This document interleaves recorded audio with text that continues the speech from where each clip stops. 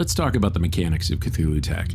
Now, we don't just give you options for your characters, we also give you options in the way that you can play the game and use the mechanics. The easiest way to play the game is the fundamental system. In this case, you're going to create dice pools, you're going to roll them against a difficulty, or a matching dice pool to see who does better. So how does it work specifically in our game? You determine your dice pool by adding together the most appropriate attribute and skill, giving you a die pool usually between 3 and 10. You can use any kind of dice you like as long as they have even sides, and you can even mix different dice together. Then you're going to roll them all, and you're going to look for evens, which are hits. If you score a number of hits equal to the difficulty or greater, then you've succeeded.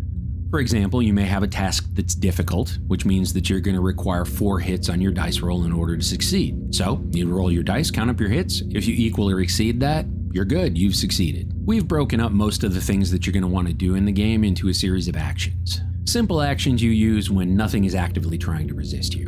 In a situation where nothing is actively resisting you and you want to do something, you'll be able to look at these different actions and determine which one you want to do, along with some suggestions on how to implement them. Now, in complex actions, you're going to generally be rolling against NPCs or a dice pool determined by the situation and environment. So you'll take your dice pool, the GM will roll their dice pool, and then compare. All of the complex action tables are identical in terms of the bands that they represent. Compare your 2 ratings, subtract, consult, and you'll know where you're at. We'll look more at combat a little later because there's a lot more rules to cover. If you want to try something more narrative, we offer the avant-garde system. And this is going to give you a lot more narrative control, and you'll be rolling less dice. That means your attributes and your skills are all measured in shots.